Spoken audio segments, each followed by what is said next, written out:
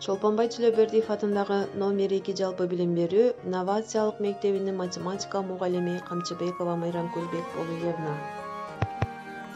Гапыр Мадаминовдун калемине таандык «Ата-энелер сиздер үчүн» деген китебинен алынган үй бүлөдө адабий китеп жөнүндө аңгемелешүү, балдарды китепкөйлүккө тарбиялоо.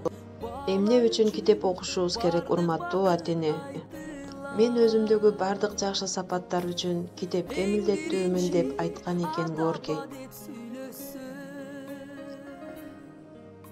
Балдарыбызды адамгерчиликтүү, ыймандуу, акыл эстүү, боорукер кылып тарбиялоонун бир чоң каражаты бул адабий китеп эмеспи?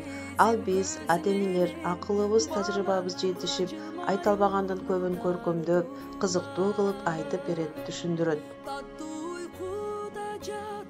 Адабий китептерди окуу менен балдар жашоонун терең мазмунун, бийик максаттарды, ага жетүүдөгү карама-каршылык, кыйынчылык жана башкаларды түшүнүп билет. Ошого ак ниеттүүлүк менен жетүүгө аракет кылат. Үй бүлөдө балдарда китепти сүйүүгө, тарбиялоо жөнүндө төмөнкүлөргө көңүлүңүздөрдү бурабыз. Биринчиден, китептин маанисин ата-энелер өздөрү туура жана терең түшүнүүсү зарыл. Экинчиден, үй бүлөдө атайын китепкана түзсөңүз жакшы болот. Үчүнчүдөн, базарга, командировкага, алыс мейманга барганда сөзсүз түрдө китеп сатып алыңыз.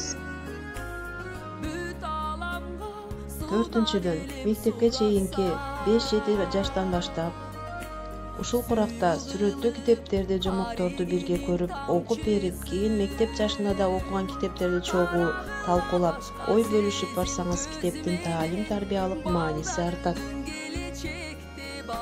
Бешинчиден, үй бүлөдө китепканасы бай, балдары көп окуган, ошонун натыйжасында жакшы билим алган, адамгерчиликтүү, эл арасында чоң абройго жетишкен үй бүлө, ата-эне, балдарды мисал кылып айтып бериңиз.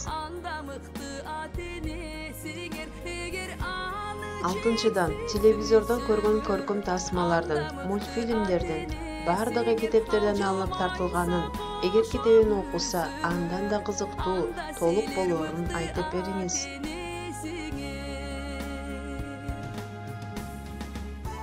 Жетинчиден, мезгил менен балдарды ээрчитип, китеп дүкөнгө, китепканаларга барып, китеп тандап келиңиз.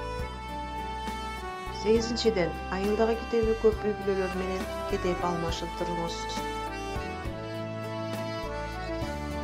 Элибиз байыркы замандардан бери эле көркөм адабият аркылуу балдарды рухий жактан байытып, ар тараптуу тарбиялоого маани берген.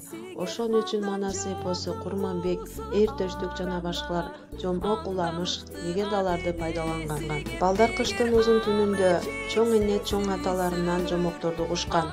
Дээрлик ар бир үй бүлөдө кемпир-чал, ата-эне балдарына жомок айтып келген. Бул ошол кезде китептин ордун баскан. Ар бир үй бүлөдө балдар жомок айтып бериңиз, табышмак айтып бериңиз деп суранышчу эле. Өкүнүчтүүсү, азыр андайлар аз. Азыркы балдар сурабайт, ата-энелер жомок уламыштарды билбейт. Мына ошентип ата-бабалардан мурас болуп келаткан бай мурас, тарбия каражаты болгон жомоктор унутулуп баратат. Мүмкүн ошол себептүү биздин балдарыбыз ташбоор, мээримсиз, кайрымсыз болуп балаткандыр.